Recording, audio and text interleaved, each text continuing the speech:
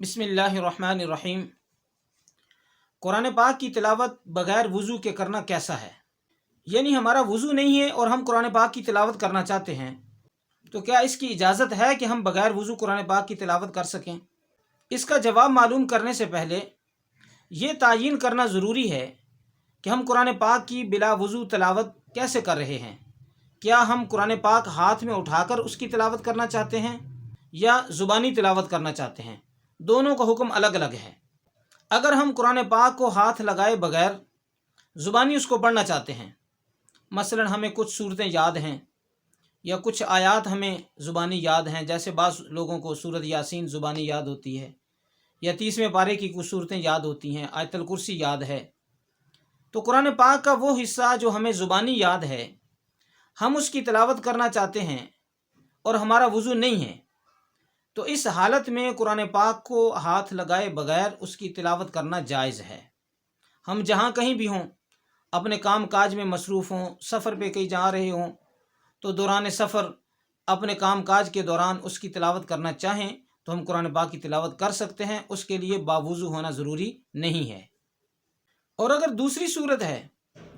کہ ہم تلاوت کرنا چاہتے ہیں لیکن ہاتھ میں قرآن پاک پکڑ کے کرنا چاہتے ہیں،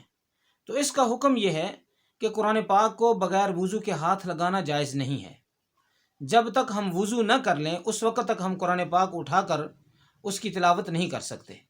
اسی سے متعلق ایک مسئلہ یہ ہے کہ ہم باوضو ہو کر قرآن پاک اٹھا کر اس کی تلاوت کر رہے تھے، اسی دوران ہمارا وضو ٹوٹ گیا، تو اب کیا کرنا چاہیے؟ اب اس کا ایک حل تو یہ ہے کہ ہم وہیں پر قرآن پاک کسی پاک جگہ پر رکھ دیں اور وضو کرنے کے لیے چلے جائیں، وضو کر کے آ کے دوبارہ قرآن پاک کو اٹھا کر اس کی تلاوت شروع کر دیں۔ لیکن اگر کسی وجہ سے وضو کرنا مشکل ہو تو ایسی صورت میں اس بات کی گنجائش ہے کہ ہم قرآن پاک کسی پاک جگہ پر رکھ لیں اور کسی پاک کپڑے کے ساتھ، ایسا پاک کپڑا جو ہم نے پہنا ہوا نہ ہو، اوپر اوڑھا ہوا نہ ہو، بدن کے علاوہ کوئی کپڑا اٹھا کر اس کے ساتھ ہم قرآن پاک کو اگر اٹھا کر پڑھیں اس کے ساتھ پڑھ سکتے ہیں، یا کسی تکیے وغیرہ پر یا کسی تپائی پر رکھ کر اس کو ہم پڑھ سکتے ہیں۔ اس دوران اگر ورق پلٹنے کی ضرورت پیش آ جائے تو وہ کسی کپڑے کے ساتھ یا کسی نوکدار چیز کے ساتھ ورق بھی پلٹے جا سکتے ہیں۔ یہ دونوں حکم تو اس وقت ہیں جب ہمارا وضو نہ ہو اور ہم قرآن پاک کی تلاوت کرنا چاہیں، تو دونوں کا حکم الگ الگ میں نے عرض کر دیا۔ لیکن اگر کسی کو حالت جنابت لاحق ہو، یعنی ایسی ناپاکی لاحق ہو چکی ہو جس میں اس پر غسل کرنا ضروری ہو جائے، تو ایسی حالت میں قرآن پاک کو ہاتھ لگانا بھی جائز نہیں اور قرآن پاک کو ہاتھ لگائے بغیر اس کی تلاوت کرنا بھی جائز نہیں ہے۔ یعنی اس صورت میں دونوں باتیں جائز نہیں ہیں، نہ ہاتھ لگانا جائز ہے نہ اس کی زبانی تلاوت کرنا جائز ہے۔ جنابت کی حالت میں قرآن پاک کی تلاوت کرنا تو جائز نہیں،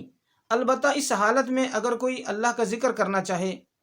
یا اللہ سے دعائیں مانگنا چاہے تو اس کی اجازت ہے کہ ذکر بھی ہر طرح کا کیا جا سکتا ہے اور دعائیں بھی مانگی جا سکتی ہیں۔ تمام اسلامک مسائل کے لیے ابھی سبسکرائب کریں مفتی انصر آفیشیلز کو اور بیل آئیکن کو دبا دیں تاکہ آپ کو وقت پر نوٹیفیکیشن مل سکے۔